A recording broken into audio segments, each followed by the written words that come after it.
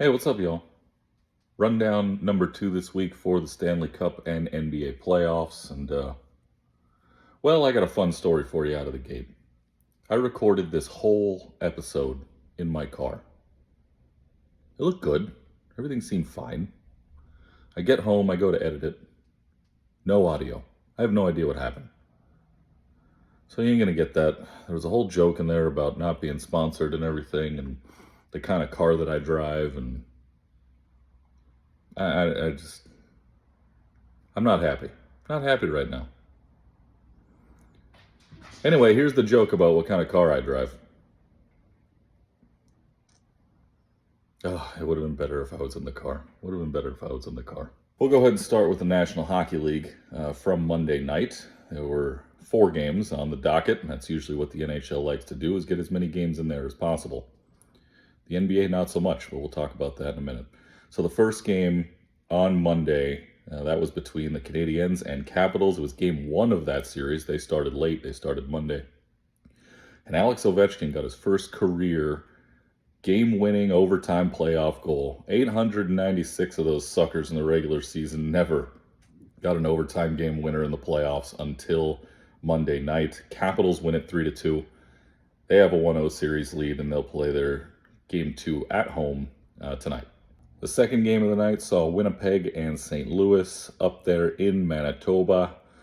Jets won it again. 2-1 was the final score. Mark Scheifele had a goal and an assist in that one, so 2-0 series lead for the Jets.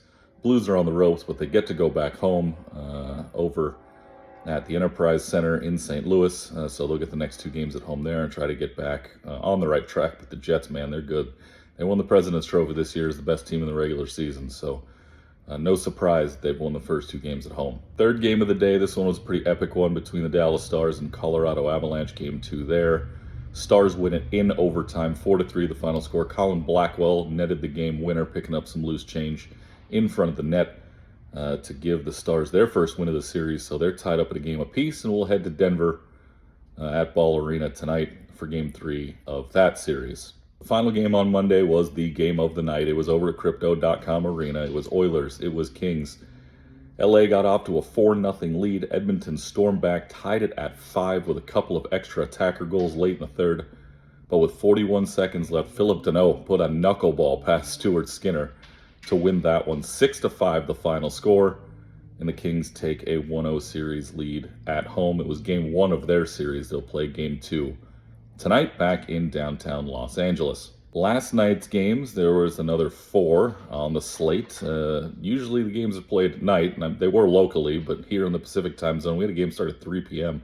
Hurricanes and Devils. Canes win it 3-1. They have a 2-0 series lead. That series shifts to Jersey. Second game of the night saw the Ottawa Senators and Toronto Maple Leafs play game 2 of their series. That went to overtime, and in the extra period, it was Max Domi who buried the game winner.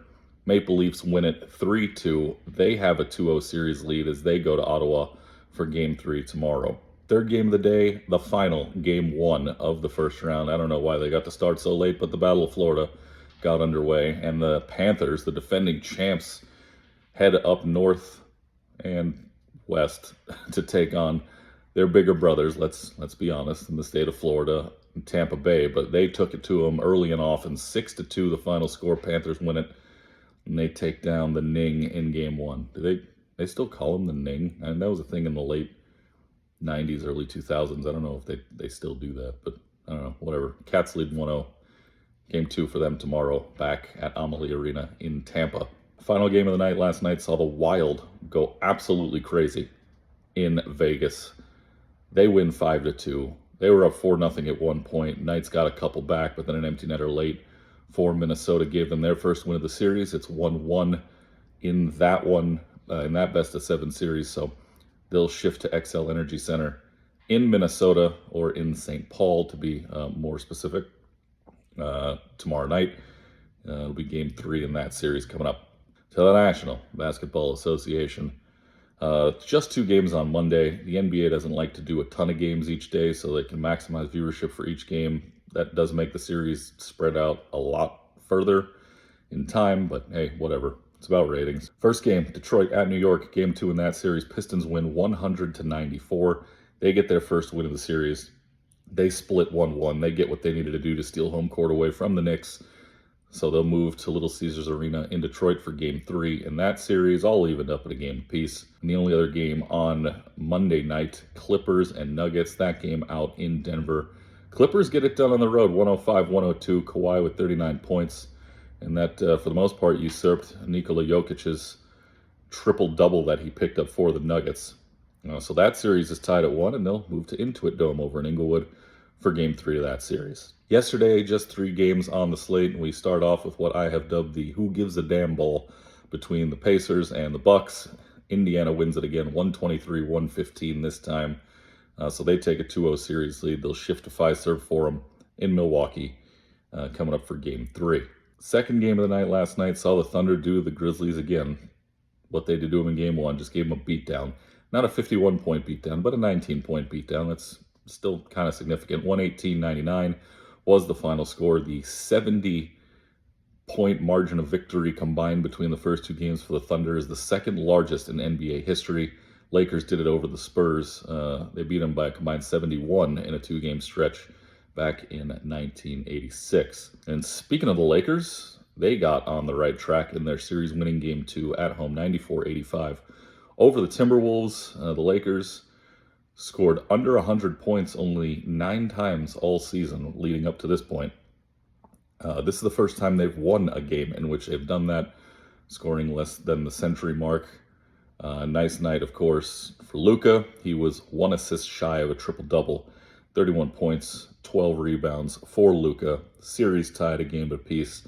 They're going to Target Center for Game 3 in Minnesota. Next 2 games will be up there. All right, that was a quick and easy version for this week's show. Again, sorry, it was supposed to be in the car. I mean, I guess this is probably the safer way because now I can't be like incriminated. I guess there's no evidence that I recorded. The videos are gone. Videos are gone, so you can do what you want, PD. It ain't gonna happen. This is the part of the video where I cut forward to me being slammed up against a car and being arrested because they found it on the servers or something. I don't know. Hey, but for now I'm free, and I'm just talking about sports, man. I love it. Hey, follow me on Instagram at Erik Pesolano. It's the same on TikTok. It's the same on YouTube.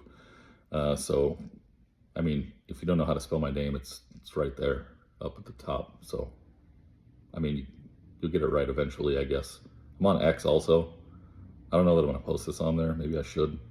I don't know. I'll have a better location for you coming up on a Friday where we recap tonight's and Thursday's games. So stick around for that. Should be a lot of fun. In the meantime, enjoy your week. I'll talk to you on Friday.